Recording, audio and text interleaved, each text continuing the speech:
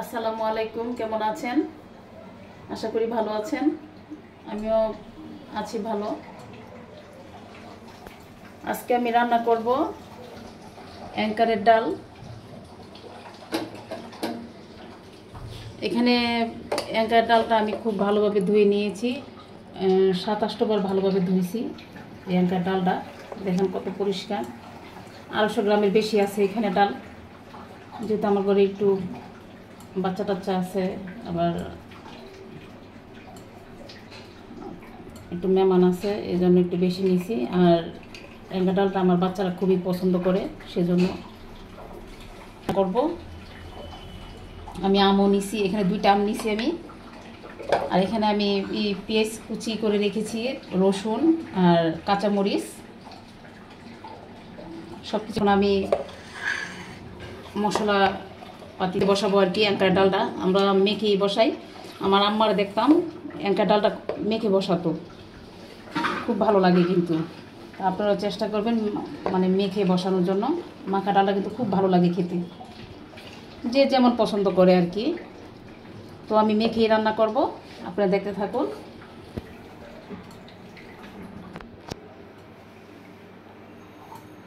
এক চামচ হলুদের গুঁড়া দিলাম, এখানে 1 চামচ। এখানে আমি এই যে ধনিয়ার গুঁড়া দিলাম 1 চামচ। মরিচের গুঁড়া দিলাম, মরিচের গুঁড়া একটু কমিয়ে দিলাম আমি। লবণ আন্দাজ মতো দিলাম, লবণটা আরেকটু লবণ লাগবে, আমি দিয়ে দেব। আরেকটু লবণ লাগবে। লবণটা আমি 1 চামচের উপরে দিলাম, কারণ লবণটা আমার এই ডালে লাগবে, যেহেতু আমি 250 গ্রামের বেশি নিছি।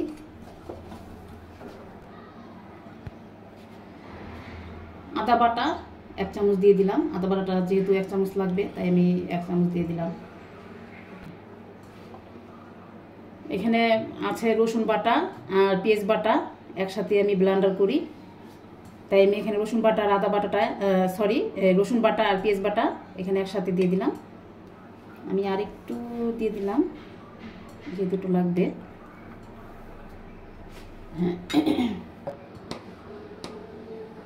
এখানে জিরার গুঁড়া আমি 1 চামচ নিছি, কারণ এটা আমার লাগবে। আপনারা চাইলে কমও দিতে পারেন, বেশিও দিতে পারেন। আমি 1 চামচ জিরার গুঁড়া দিয়ে দিলাম। এখন আমি তেল দিয়ে দিব, সয়াবিন তেল।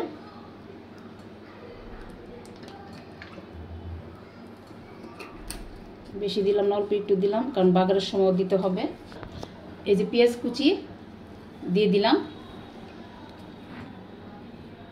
আর একটু দিয়ে দিই। আর কাঁচামরিচ এই যে ফালি করে রাখছিলাম, কাঁচামরিচও দিয়ে দিলাম।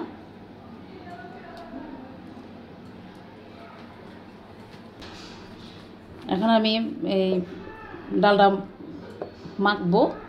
বিসমিল্লাহির রহমানির রহিম।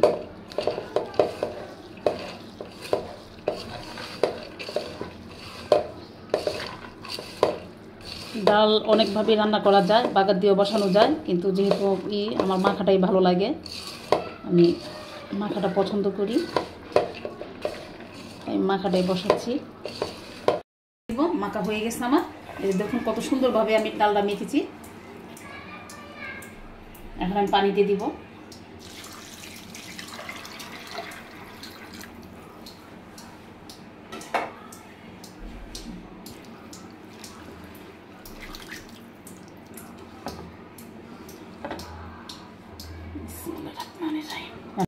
এখন আমি চুলায় বসিয়ে দিলাম, যদি আমার পানি আরো লাগে আমি আরো দিব, ঠিক আছে? তো আমার ডালটা হতে থাক, এই ফাঁকে আমি আর অন্য একটা কাজ করি।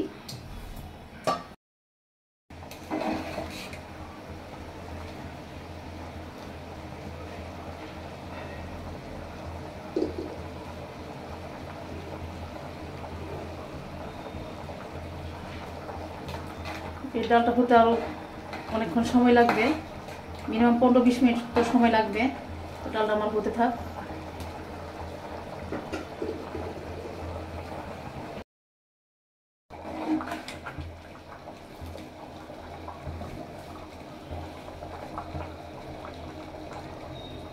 আর একটু ফুটবো।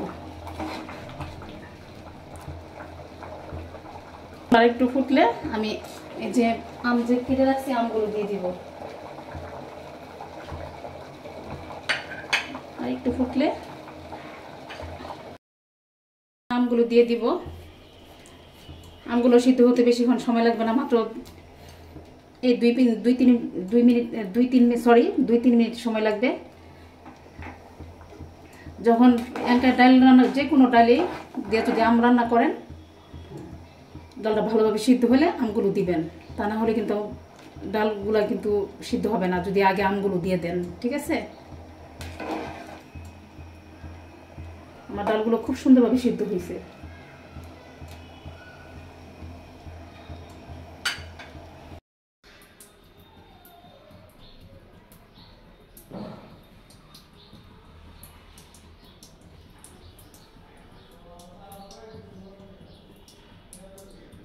দর্শক, আমার ডাল রান্নাটা কেমন হয়েছে আপনি আমাকে কমেন্ট করে বলবেন এবং শেয়ার করবেন। ঠিক আছে,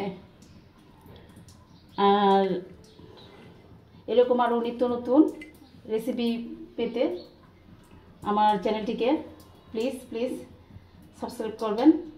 আর আজকের রেসিপিটা যদি ভালো লেগে থাকে অবশ্যই সবার সাথে শেয়ার করবেন, আমাকে কমেন্ট করে জানাবেন। আজকের মতো এখানে শেষ করছি। সবাই ভালো থাকবেন, সুস্থ থাকবেন, আর আমার জন্য দোয়া করবেন যেন আমি এগিয়ে যেতে পারি।